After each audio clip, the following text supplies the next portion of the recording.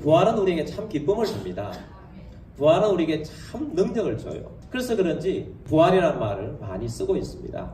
한 2주 전에 방송에서 나오고 신문에도 나오고 타이틀 자체가 황제의 부활이었어요. 타이거 우즈 이야기였습니다. 골프 황제 타이거 우즈가 스캔들로 말미암아서 한 10년 정도 내리막길을 타다가 이번에 골프 대회 중에 최고 대회라고 할 수 있는 PGA 마스터스 대회에서 우승을 차지해서 황제가 부활했다, 그렇게 썼는데, 진짜 부활은 그런 의미가 아닙니다. 부활이라는 단어의 사전적인 의미는 죽은 자가 생명을 얻어서 되살아나는 것, 이것이 부활입니다. 그래서 우리 기독교는 예수님의 십자가를 믿습니다. 동시에 예수님의 부활을 믿습니다. 그래서 우리는 예수 그리스도께서 십자가에 달려 돌아가셔서 우리의 죄와 저주를 짊어지시고 돌아가신 것을 믿습니다. 동시에 우리 예수님께서 사망 권세를 깨뜨리시고 부활하셔서 우리로 하여금 사망 권세를 이긴 자로 만들어주시는 것을 믿는 부활신앙을 우리는 가지고 있습니다. 그래서 우리는 십자가와 부활을 믿고 살아가는 사람들입니다. 예수님께서 지금부터 2000년 전에 십자가에 달려 돌아가셨습니다. 당연히 우리의 죄와 우리의 저주를 짊어지고 돌아가신 것입니다. 근데 그 당시에 예수님을 열심히 따라다녔던 제자들은 모두 다 예수님이 잡혀가시고 예수님이 십자가에 달려 돌아가시자 겁을 먹고 자기들도 죽을까봐 전부 숨어버렸어요. 사실 예수님의 부활이 없었다면 우리 기독교는 없습니다. 예수님의 부활이 없었다면 예수님이 죽으신, 우리를 위해서 십자가에 달려 돌아가신 그 고통당하신 것도 다 헛것이 되었을 것입니다. 예수님의 제자들이 그렇게 다 도망가고 숨어있을 동안 예수님은 3일 만에 부활하셨습니다. 그리고 예수님께서는 따랐던 예수님의 제자들에게 부활하셔서 나타나셨어요. 깜짝 놀라서 예수님의 부활을 증거하게 되고 다른 사람에게 전했는데, 다른 사람에게 전해도 예수님의 부활을 안 믿어요. 근데 예수님께서 또 안 믿는 사람이 또 나타나셔서 내가 부활했다 하고 알려주니까 안 믿을 수가 없는 것입니다. 예수님의 부활이 확실한 사실로 그들을 통하여 증거되게 된 것입니다. 고린도전서 15장은 부활장이라고 합니다. 바울이 고린도전서를 쓸 때는 예수님이 부활하시고 승천하신 다음에 30년이 넘어서 이 글을 썼어요. 근데 이 글을 쓸 당시에 여전히 예수님의 부활을 목격한 사람들이 많았다. 여전히 그들은 우리가 예수님을 보았다 하는 사람들이 증거를 하고 있다는 것입니다. 고린도전서 15장 4절부터 8절까지 말씀을 보겠습니다. 장사 지낸 바 되셨다가 성경대로 사흘 만에 다시 살아나사 게바에게 보이시고 후에 12 제자에게와 그 후에 500여 형제에게 일시에 보이셨나니 그 중에 지금까지 대다수는 살아있고 어떤 사람은 잠들었으며 그 후에 야고보에게 보이셨으며 그 후에 모든 사도에게와 맨 나중에 만삭되지 못하여 난 자 같은 내게도 보이셨느니라. 아멘. 자, 이 말씀은 예수님께서 부활하셔서 예수님을 따르는 자들에게 예수님께서 나타나셨다. 그들에게 부활하신 모습을 보여주셨다. 그리고 500여 형제들에게 나타나서 보여주셨는데 지금도 그 사람들이 태반이나 살아있어서 예수님 목격한 것을 증거하고 있다. 그리고 바울 자신에게도 나타나셔서 부활하신 모습으로 자기에게 보여주셨다라는 말씀을 주고 있습니다. 부활을 목격한 사람들이 우리가 이 부활하신 예수를 보았다 하고 전파하셨습니다. 이 부활이 산불처럼 일어나서 예루살렘과 유대에 부활했다는 신앙들이 엄청나게 일어나게 된 것입니다. 그러니까 많은 사람들이 그것을 좋아하는데 그것에 겁먹은 사람들이 있었어요. 예루살렘에 있었던 권력자들이었어요. 예수님을 십자가에 못 박는데 사주했던 바리새인과 사두개인들로 형성되어 있는 산헤드린 공회가 겁을 먹었어요. 그래서 베드로와 요한을 불러놓고 때리고 감옥에 집어넣고 너희들이 예수가 부활했다는 것만 이야기하지 마라 라고 경고를 줬어요. 그때 베드로가 뭘 말합니까? 우리는 보고 들은 것을 말하지 않을 수가 없다. 내가 본 것을 목격한 것을 어찌 말하지 않을 수가 있느냐 하고 담대하게 말했어요. 어떻게 할 수가 없어요. 그래서 이들이 나와서 부활의 복음을 전했습니다. 이들만 전하는 것이 아니고 목격했던 모든 사람들이 부활의 복음을 전했어요.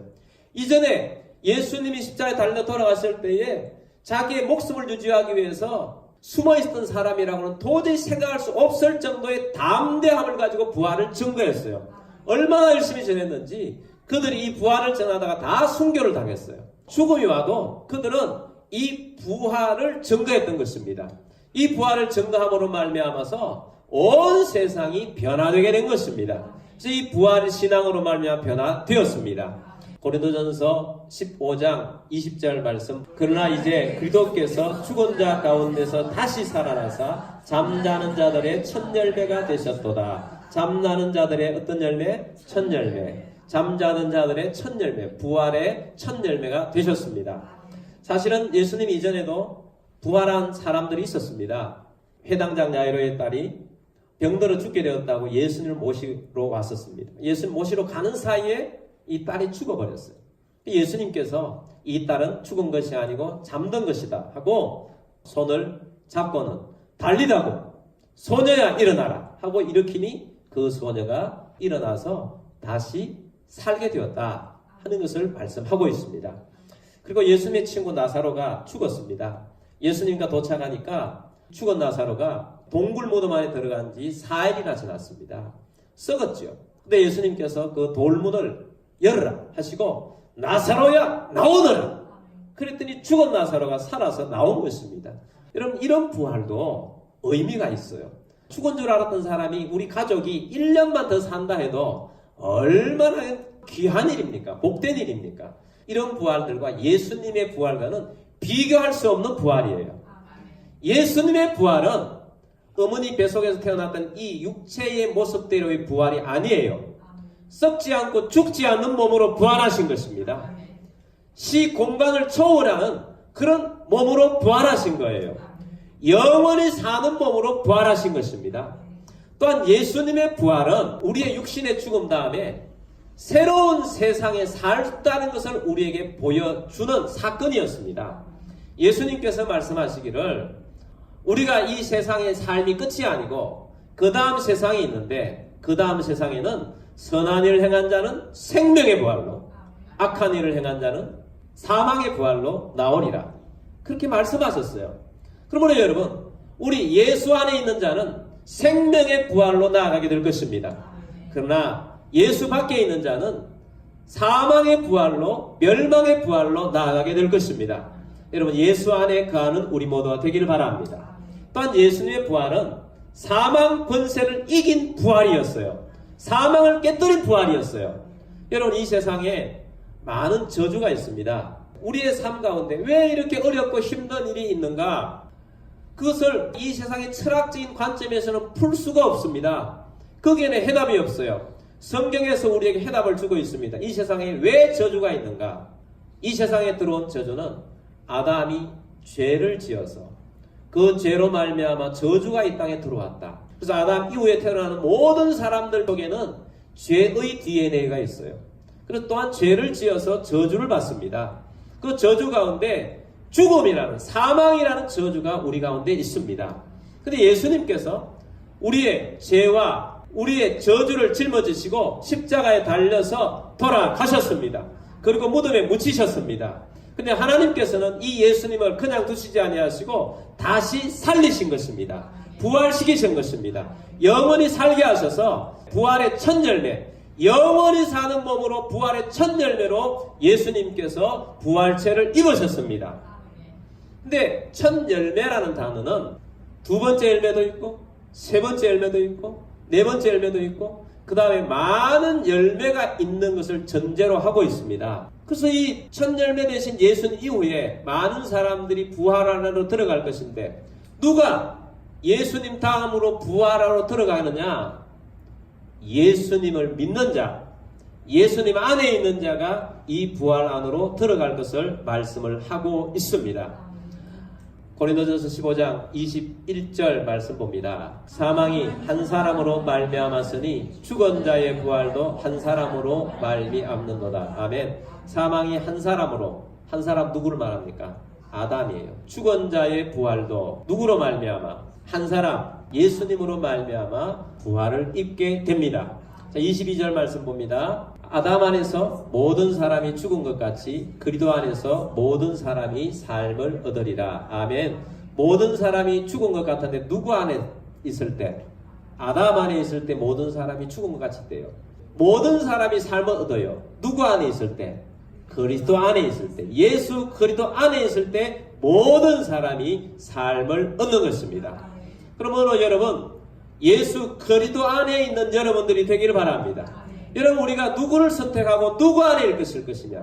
여러분, 여전히 아담 안에 있으면 죽음 안에 있을 것이고 사망 가운데 살게 될 것입니다. 그러나 예수 안에 살게 되면 우리는 생명 가운데 살게 되고 부활을 얻게 되고 영원의 세계 속에 살게 될 것입니다. 여러분, 어떤 분을 선택하겠습니까? 아담을 선택하겠습니까? 예수 안에 것을 선택하겠습니까? 지도자 여호수아는 자기의 일평생을 하나님 앞에 헌신하고 난 다음에 그리고 백성들을 모아놓고 설교를 하고 죽기 전에 그들에게 촉구를 해요. 너희가 섬길 자를 오늘 택하라. 오늘 여러분의 믿음이 확실하지 않는 분들은 여러분의 섬길 자를 택하길 바랍니다. 오직 나와 내 집은 여호와를 섬기겠노라. 여러분, 여러분과 여러분의 집안은 여호와를 섬기는 쪽을 선택하여서 지금 이 자리에 나온 줄 믿습니다. 예수님 안에 있는 자, 예수님 안에 거하는 여러분들이 되기를 바랍니다. 예수님 안에 있는 자에게 제가 오늘 예언을 하나 하겠습니다. 예수님이 재림하시는 날 여러분도 예수님과 똑같이 부활의 몸을 입게 될 것입니다. 이것은 성경이 말하고 있는 내용이에요. 고린도전서 15장 23절 말씀 봅니다. 그러나 각각 자기 차례 되리니 먼저는 첫 열매인 그리스도요, 다음에는 그가 강림하실 때에 그리스도에게 속한 자요. 아멘. 각각 차례대로 된다 그랬어요. 첫 열매가 되신 예수님 후에 각각 차례대로 되는데 우리도 예수님 강림하실 때 예수님 안에 있는 자는 부활의 몸을 입게 될 것입니다. 부활의 몸을 입고 영원히 살게 될 것입니다. 이 소망을 두고 우리는 살아가는 것입니다. 할렐루야. 부활의 몸을 입을 것입니다. 얼마나 놀라운 일입니까? 여러분, 이 세상에 살아가면서 삶이 좋아질 때도 있고 어려워질 때도 있습니다. 여러분, 우리의 삶이 다 행복하지는 않아요. 그러나 여러분, 이 세상의 삶은 어떻든지 여러분, 영원한 내세는 우리가 부활체를 입은 그 세상에는 하나님께서 말도 할 수 없는 좋은 세상이 열릴 것이라고 말씀을 하고 있습니다. 영원의 세상이 있습니다. 그러므로 여러분, 이 부활체를 입을 그것을 기대하면서 우리가 예수 안에서 사는 우리들이 되기를 주의 이름으로 축복합니다. 로마에 가면 우르반 대학이라는 대학이 있다고 합니다. 그게 강당에 가면 아데시 기도다 이렇게 적혀 있답니다. 근데 그 뜻이 뭐냐 하면 그러나 그 다음에는 이라는 뜻이래요. 그 대학에 다니는 어떤 법대학생이 학비가 없어서 그 도시에 있는 부자 영감님을 찾아갔습니다. 좀 학비를 좀 대달라고 그래 부탁을 했어요. 그러니까 영감님이 이 학생을 불러서 묻습니다. 이 돈을 내가 줄 테는데 이 돈을 가지고 무엇을 한다고? 저는 이 대학교를 반드시 졸업할 것입니다. 그리고 그 다음에는 저는 변호사가 되어서 좋은 삶을 살 것입니다. 그리고 그 다음에는 결혼을 하겠죠. 그리고 그 다음에는 저는 자식을 낳겠죠. 그리고 그 다음에는 나이가 들겠죠. 그리고 그 다음에는 나이가 많으면 좀 늙겠죠. 그리고 그 다음에는 죽겠죠. 그리고 그 다음에는 이 청년이 말을 못하는 겁니다. 이 노인이 말합니다. 그리고 그 다음에는 심판이 있다네. 그리고 그 다음에는 영원이 있다네. 네가 그 다음에 어떻게 살 건지가 중요한 것이다. 그 다음에를 생각하고 살도록 해라 하고 돈을 줘서 이 사람이 이 대화를 통해서 감명을 받고 가서 공부도 열심히 했지만 신앙생활을 열심히 하면서 내세를 준비하면서 열심히 살아서 훌륭한 사람이 되어서 그리고 그 다음에 이게 감명을 받아서 학교에다 좋은 일도 하고 그래서 그걸 써놨다는 것입니다. 여러분, 우리가 이 땅 가운데 살아가는 것은 바로 오늘을 위해서만 사는 것이 아닙니다. 영원한 내세가 있고 예수님의 부활을 우리 가운데 주셔서 우리도 첫 열매가 되신 예수님처럼 부활하게 될 것입니다. 부활하신 예수님께서 지금은 어디에 계시느냐? 성천하셔서 하나님 우편에 계십니다. 그리고 성령으로 우리 가운데 또 오셔서 믿는 자들 가운데서 함께 하고 계십니다. 그리고 우리를 떠나지 아니하시고 버리지 아니하시며 우리와 동행하고 계십니다. 사도 바울은 이 사실을 알고 예수님과 함께 동행하는 삶을 살기로 선택을 하고 일평생 그렇게 살았어요. 갈라디아서 2장 20절 말씀 보면 내가 그리스도와 함께 십자가에 못 박혔나니 그런즉 이제는 내가 사는 것이 아니요 오직 내 안에 그리스도께서 사시는 것이라. 이제 내가 육체 가운데 사는 것은 나를 사랑하사 나를 위하여 자기 자신을 버리신 하나님의 아들을 믿는 믿음 안에서 사는 것이라. 아멘. 저는 예수님과 함께 동행하며 예수님 안에서 살겠다 하고 결단하고 그렇게 살았던 것입니다. 여러분, 예수님 안에 사시길 바랍니다. 예수님 안에 들어오시길 바랍니다. 예수님 안에 사시면 예수님 안에 놀라운 것들이 있습니다. 예수님 안에 살 때 행복이 있습니다. 예수님 안에 있을 때 건강이 있습니다. 예수님 안에 있을 때 새 생명이 있습니다. 예수님 안에 있을 때 회복이 일어납니다. 예수님 안에 있을 때 여러분의 삶을 예수님께서 책임져 주십니다. 그리고 예수님 안에 거하시길 바랍니다. 그럼 어떻게 우리가 예수님 안에 거하는가? 예수님을 영접하십시오. 예수님을 마음속에 받아들이십시오. 요한계시록 3장 20절 말씀에 볼지어다 내가 문 밖에 서서 두드리노니 누구든지 내 음성을 듣고 문을 열면 내가 그에게로 들어가 그와 더불어 먹고 그는 나와 더불어 먹으리라. 아멘. 예수님을 영접해야 합니다. 영접은 어떻게 합니까? 우리가 어떤 귀한 손님을 집에 초대했을 때 문을 열어줍니다. 그럼 그분이 들어오고 귀한 자리에 안내합니다. 그리고 귀한 식사를 대접합니다. 영접하는 거예요. 우리도 마찬가지입니다. 우리가 예수님을 영접하는 데는 우리가 마음문을 엽니다. 우리가 마음문을 열어서 예수님을 영접합니다. 예수님을 영접해서 예수님 우리 마음속에 받아들이는 것입니다. 그럼 예수님께서 우리 속에 오셔서 나와 함께 동행하시고 내 삶을 바꿔주시고 내 삶을 하나님이 기뻐하시는 삶으로 살도록 만들어 주십니다. 여러분, 여러분의 삶을 변화된 삶으로 살고 싶지 않습니까? 지금부터 새롭게 살고 싶지 않습니까? 예수님을 영접하시기 바랍니다. 예수님을 마음속에 받아들이시기 바랍니다. 예수님을 마음속에 받아들이면 제일 첫 번째 얻는 것이 평안입니다. 예수님께서 우리 가운데 오셔서 평안을 주세요. 두려움이 있습니까? 걱정하고 염려가 많은 분이 있습니까? 불면증이 있어서 잠을 못 자고 걱정하고 두려워하는 분이 있습니까? 예수님을 영접하십시오. 예수님을 여러분 마음에 영접하면 예수님께서 여러분 마음에 오셔서 예수님의 여러분 마음을 평안으로 인도하실 것입니다. 여러분의 우울증을 없애주실 것입니다. 여러분의 걱정과 근심을 없애주시고 어떤 때는 분명히 외형적으로 너무 걱정거리가 많은데도 불구하고 이렇게도 평안한 마음을 가져도 되나 할 정도의 평안을 예수님께서 주세요. 그리고 예수님께서는 우리 가운데 오셔서 질서를 주십니다. 하나님은 질서의 하나님이세요. 예수님이 우리 가운데 오시면 방탕하고 방황하는 삶을 바로잡아 주셔서 질서 있는 삶을 주세요. 또한 우리의 관계를 예수님께서 하나하나 풀어주셔서 관계를 바로잡아 주세요. 질서를 바로잡아 주십니다.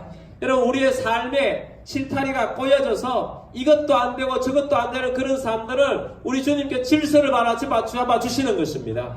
우리의 건강에 문제가 있어 우리 이 육체에 DNA가 잘못되고 육체의 세포가 잘못돼 질서가 어지럽혀져 있는 것을 예수님이 오시면 우리 육체의 질서를 바로 잡아주세요. 건강을 하게 해주세요. 회복시켜주세요. 내 삶에 회복을 주세요. 그래서 예수님을 영접한 사람은 예수님 안에서 정말 멋진 삶을 살아가게 됩니다. 내가 이 땅 가운데 살아가면서 목적이 뚜렷해져요. 내가 무엇을 위해 살아야 될지를 아는 거예요. 내가 돈을 벌어도 이 돈을 가지고 무엇을 위해 살아야 할지를 뚜렷이 알게 되는 것입니다. 세상에 돈을 많이 벌어갖고 어찌할 바를 몰라 지금 방황하면서 TV 뉴스에 이상한 방송 나오는 사람이 얼마나 많습니까? 삶의 질서가 안 잡혔어요.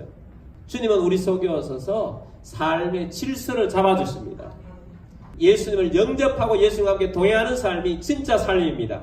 부활하신 예수님을 경험하십시오. 살아계셔서 부활하신 예수님이 여러분의 삶을 책임져 주실 것입니다. 여러분의 가정을 책임져 주실 것이고 여러분의 인생의 미래를 책임져 주실 것입니다. 부활하여 살아계신 예수님을 영접하는 여러분들이 되기를 바랍니다. 이 시간 여러분 마음문을 여시길 바랍니다. 예수님을 영접한 사람들은 많이 있겠지만 예수님이 여러분의 마음문을 두드리시고 또 문을 열라고 하시는 예수님의 두드리는 음성을 들으시길 바랍니다. 그리고 예수님을 영접하시길 바랍니다.